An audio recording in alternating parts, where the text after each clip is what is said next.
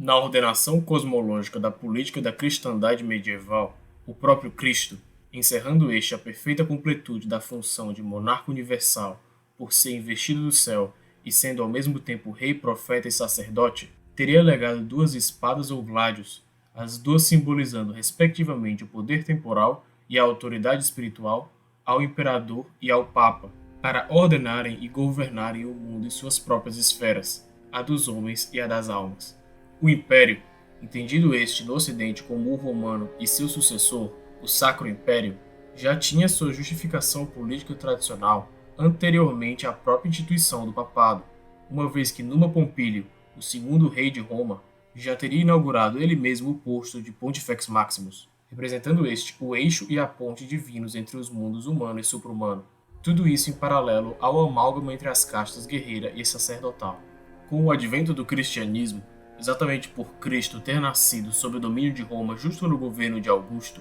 o império então teria a sua legitimidade já existente confirmada mais uma vez pela divindade. Contudo, com a atrofiação das funções sacerdotais do imperador, essas já ocorridas durante a história romana, a Igreja Católica, entendida como a casta sacerdotal da Europa do medievo, passou a preencher tal vácuo e a cuidar da salvação anímica e da religião, enquanto os assuntos políticos eram indicados e resolvidos pelo Império, numa divisão de funções integrada verdadeiramente como um pacto feudal. Essa contraposição, porém, durante a menoridade do Kaiser Henrique IV de Hohenstaufen, entre os anos 1075 e 1122, o papado criou o Conselho de Cardeais como uma forma de usurpar para si a investidura dos bispos, incluso aí o de Roma, função essa que pertencia ao poder temporal, uma vez que esse assunto era considerado político. Com a oposição imperial, a partir dessa querela das investiduras, inaugurou-se um conflito entre as facções Guelfa, uma italianização do nome da Casa de Welf,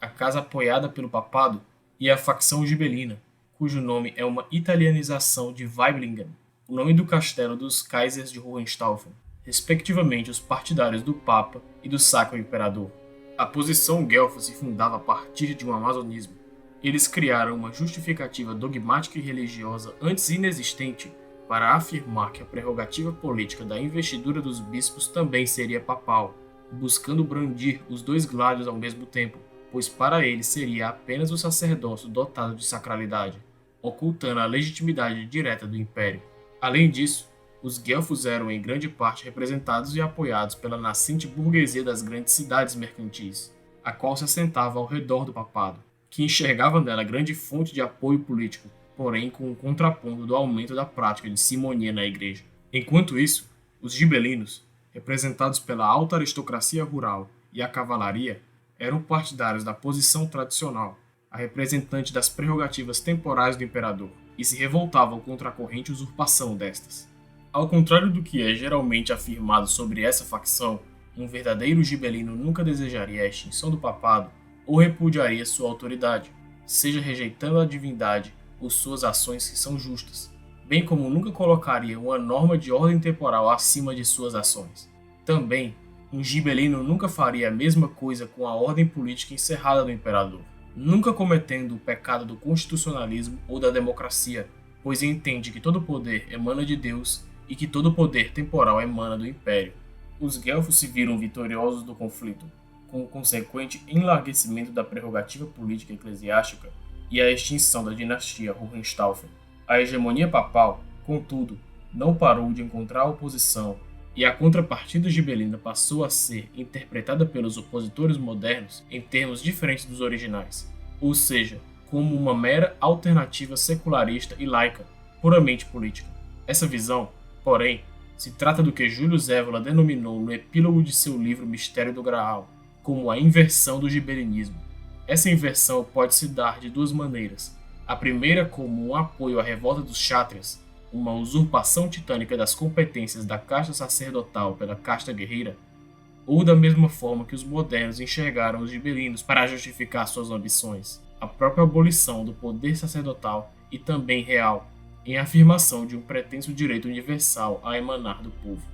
A revolta dos chátrias, na tradição hindu, foi um momento em que a casta dos chátrias, a casta guerreira dos védicos, tornou-se tirânica ao usurpar as prerrogativas sacerdotais da casta dos brahmanes, numa clara versão do titanismo já comentado anteriormente no canal, quando um substrato unicamente sensorial tenta possuir o princípio totalizante apenas pela força, inaugurando um simulacro. Para restaurar o equilíbrio, o sexto avatar de Vishnu, Parashurama, precisou derrotar os Kshatriyas com seu machado de batalha 21 vezes para trazer a ordem natural de volta.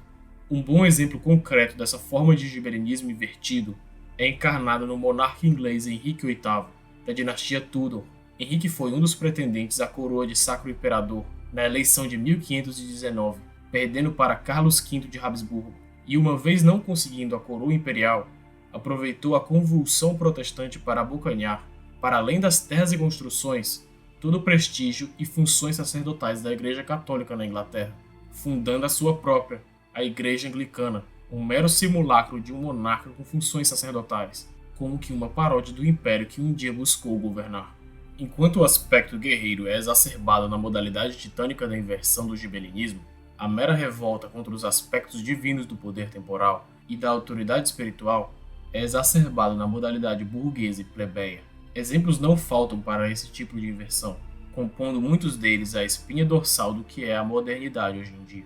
A título de exemplos,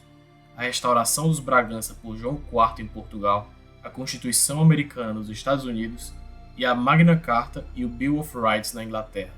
Especificamente quanto ao Bill of Rights, importa relembrar a atuação da maçonaria nas revoluções inglesas e na derrocada da Casa dos Stuart. Naquele interregno do século XVII, entre a guerra civil que vitimou o rei Carlos I, da dinastia de Stuart, até a chamada Revolução Gloriosa de 1688, a Inglaterra vivia uma convulsão política. A maçonaria, importante força nascente na Europa de então, viu-se dividida, com sua alta cúpula a apoiar os Stuart, o que gerou grande influência nos ritos da sociedade secreta, e a outra parte apoiando o parlamento. Assim, após o reinado de Carlos II, assume seu filho Jaime II, católico confesso. Inicia-se, com o medo de puritanos e maçons de uma restauração de uma monarquia católica em solo inglês, uma conspiração que termina em uma usurpação do poder temporal, entendido este pelo poder do monarca e da autoridade espiritual, entendida essa como retorno da influência papal a terras britânicas.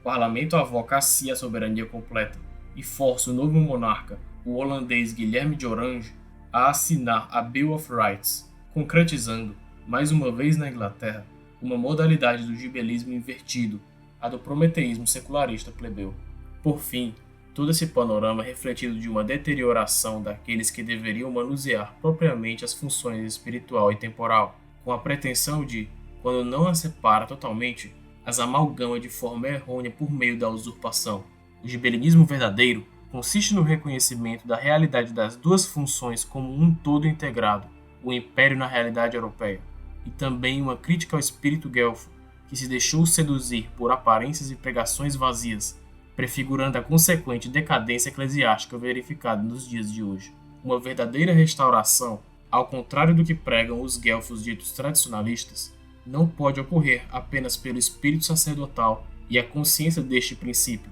mas também pelo espírito imperial e a consciência de que a única restauração é a restauração imperial, conforme afirma Attilio Mordini em seu livro O Católico Gibelino, abre aspas, uma tradicionalidade exclusivamente sacerdotal jamais daria um passo à frente para a efetiva restauração do mundo. Não só isso, mas, por tamanha cegueira em não querer reconhecer a função sagrada da ordem militar e equestre, correria também o risco de perder a consciência da tradição. É o drama do mundo moderno sem uma elite equestre, sem uma elite de reis. Como podemos ver, a única atividade deixada para a Igreja é a de pregar, para o deserto, para o mundo árido das contínuas reformas e planejamentos sociais. Fecha aspas. Devemos ainda pontuar que essa afirmação é apenas o exterior de uma restauração ocidental, pois mesmo na época de reis e cavaleiros, onde a Igreja reinava sobre o Ocidente já se encontrava míope, sendo seu declínio previsível. A profunda restauração só poderia se dar com a reintrodução da metafísica pura, a qual René Guénon chamou de metafísica oriental, no Ocidente por meio de uma elite intelectual que venceria a si mesma, assim como Percival venceu Fireface, para que essa elite possa conquistar seu assento na tábua dos restauradores, só então exteriorizando para o clero e para os senhores que surgirão a lei imutável daqueles que estão fixos no centro.